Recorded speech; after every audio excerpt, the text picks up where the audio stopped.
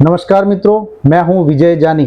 चांद्रमास यानी चंद्र के एक महीने के परिभ्रमण में 27 दिनों में 5 दिन का आता है जिसको कहते हैं पंचक। अब जब पंचक होता है तब सामान्यतया लोगों के कहीं बाहर ये समस्या रहती है लोगों में कि यार वो इस पंचक को क्या माने, शुभ माने अशुभ माने, इसमें कौन से कार्य करें कौन से कार्य नहीं करें। तो इसके लिए वैदिक ज्योतिष शास्त्र के अनुसार चंद्र ग्रह का धनिष्ठा नक्षत्र के तृतीय चरण से लेकर क्रमशः सतभिषा, पूर्वा भाद्रपद, उत्तरा भाद्रपद और रेवती नक्षत्र के चौथे चरण तक कुल मिलाकर 18 चरणों के चंद्र द्वारा गोचर के इस भोग्य काल को पंचक कहते हैं। सामान्यतया कुंभ और मीन राशि में चंद्र का परिभ्रमण काल ही पंचक काल होता है। अब पंचक काल में निषिद्ध कार्य भी होते हैं और कुछ कार्य करने योग्य भी होते हैं। सबसे पहले हम एक निषिद्ध कार्यों की तरफ जाएं। तो निषिद्ध कार्य क्या है? अग्नि चौर भयम रोगो राजपीड़ा धनक्षति संग्रहे तृण काष्ठानाम कृते वस्वादि पंचके, यानी लकड़ी आदि का संग्रह करना या खरीदना, ये पंचक काल में निषिद्ध है। मकान पर छत डलवाना, ये भी पंचक कार्य में निषिद्ध है। शव जलाना, पलंग चारपाई आदि बनवाना या खरीद कर लाना, यात्रा में पंचक काल में विशेषकर दक्षिण दिशा की यात्रा को टालना ही चाहिए। अब ये तो एक सामान्य बात हो गई, पर इसके अंदर भी पंचक में निषिद्ध कार्य यदि करने ही पड़े और अनिवार्य हो तो किस परिस्थितियों में और किस परिहार के माध्यम से या परिहार के द्वारा हम उन कार्यों को कर सकते हैं।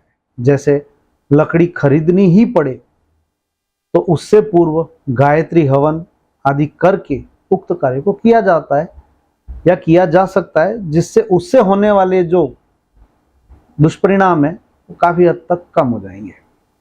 मकान की छत डलवाना बहुत अत्यावश्यक हो तो मजदूरों को पहले मिठाई खिलाइए, फिर उनसे वो कार्य करवाइए, तो उसका होने वाला जो भी साइड इफेक्ट वो कभी उस गृह स्वामी को नहीं लगेगा।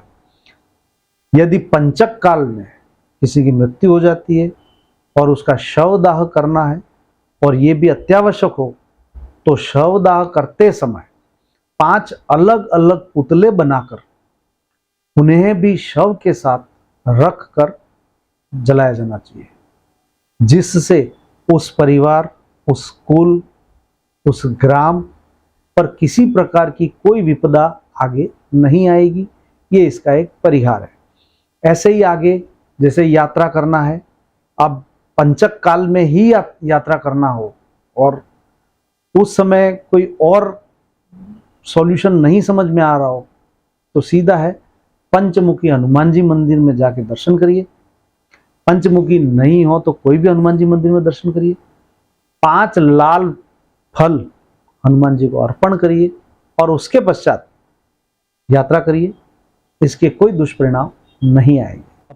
पंचक तो होते हैं, पर पंचक कितने प्रकार के होते हैं ये कईयों के लिए बहुत बड़ा एक दुविधा का विषय होता है कि पंचक कितने हैं। तो मैं बता दूं, पंचक 5 प्रकार के होते हैं।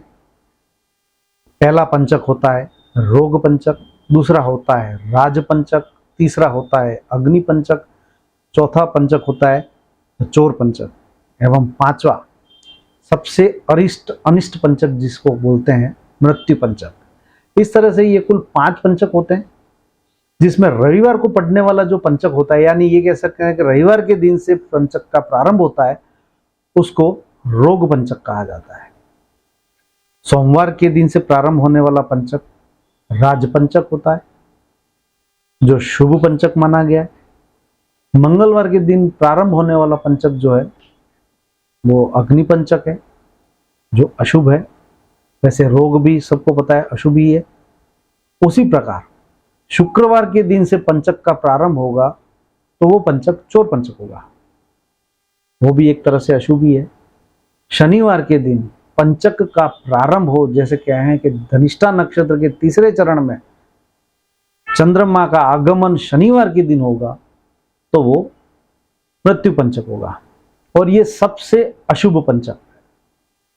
अब बुधवार और गुरुवार इन दोनों दिनों में अगर कोई पंचक का प्रारंभ होता है तो वो भी सोमवार के दिन प्रारंभ होने वाले पंचक राजपंचक की तरफ वो भी एक शुभ पंचक ही माना गया है, पर इनका इतना ज्यादा महत्व नहीं है जितना इन 5 वारों के अंदर पंचक के प्रारंभ का महत्व ज्यादा है।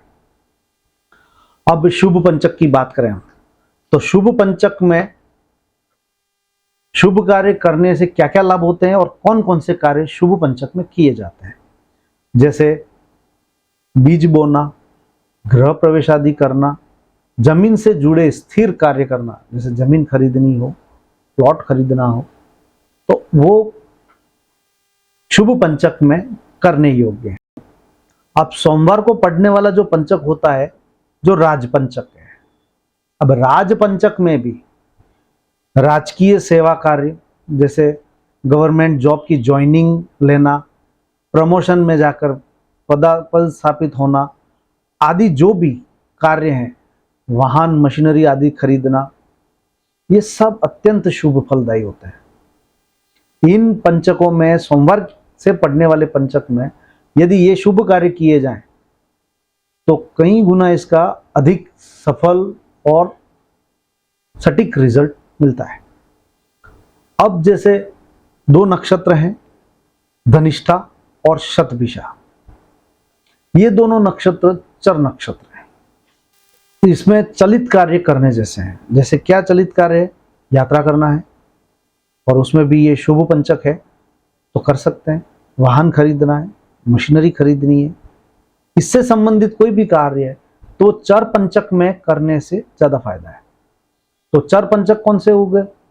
चर नक्षत्र कौन से हुए पंचक में? धनिष्ठा और शतभिषा। वैसे स्थिर संज्ञक नक्षत्र भी है जिसको उत्तरा भाद्रपद नक्षत्र को स्थिर संज्ञक नक्षत्र की संज्ञा दी गई है।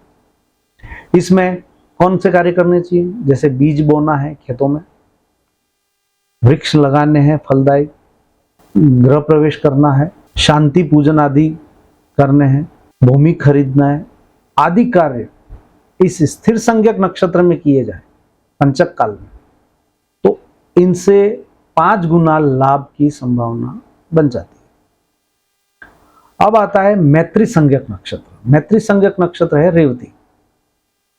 रेवती नक्षत्र में वस्त्र आदि खरीदना यानी कपड़े खरीदना, व्यापारिक सौदे करना, किसी विवाद का निपटारा करना। सबसे महत्वपूर्ण बात यह है, यदि लंबे समय से कोई विवाद चल रहा है और यदि ऐसा कोई नक्षत्र है उस दिन, तो स्वाभाविक है उस दिन पंचक हो गई, तो इसके अंदर उन कार्यों का निपटारा, विवाद वाले कार्यों का निपटारा पहले करना चाहिए, जिससे कहीं ना कहीं भविष्य में इसके शुभ परिणाम शीघ्र ही मिलते हैं।